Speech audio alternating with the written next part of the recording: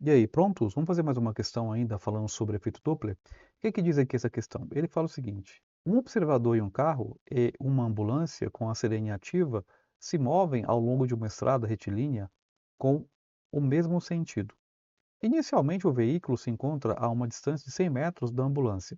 Assinale as alternativas que descrevem corretamente o que acontece com o som percebido pelo observador. Então, vamos ver o que acontece aqui para ver se bate aí com a questão lá do efeito Doppler e se, né, consegue explicar bem esse efeito. Se as velocidades de ambos os veículos forem iguais, o som não aparentará mudanças.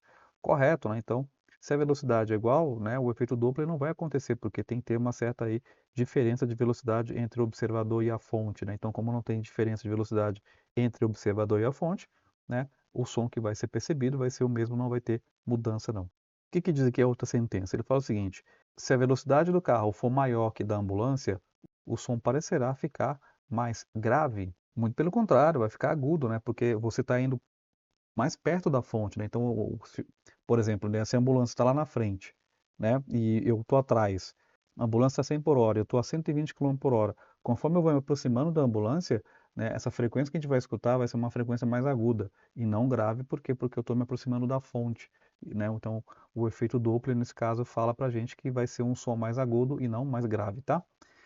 Letra C. Se a velocidade da ambulância for maior que a do carro, aí nesse caso não, vai ficar grave, né. Por quê? Porque a fonte está mais rápida do que o observador. Então se a fonte se move mais rápido no sentido, né, indo embora, digamos assim, o som fica mais agradável, fica mais grave e não mais agudo, como aqui o item C está falando, tá. Letra D. Se a velocidade do carro for menor que a da ambulância, o som parecerá ficar mais grave, né. Sim, né, é o que eu acabei de falar, né, não vai ficar mais agudo, ficar mais grave. Então, se a velocidade do carro for menor que da ambulância, ou seja, a gente está se afastando um do outro, o som, no caso, vai ficar mais grave para quem está lá no carro, por exemplo. A letra E. Se a velocidade da ambulância for menor que a do carro, o som ficará mais agudo? Sim, né, por quê? Porque vai ter aquela coisa da aproximação. Então, na aproximação, o som fica mais agudo. No afastamento, o som vai ficar mais grave, no caso, né? Então, dependendo aí da velocidade de um ou de outro, tá?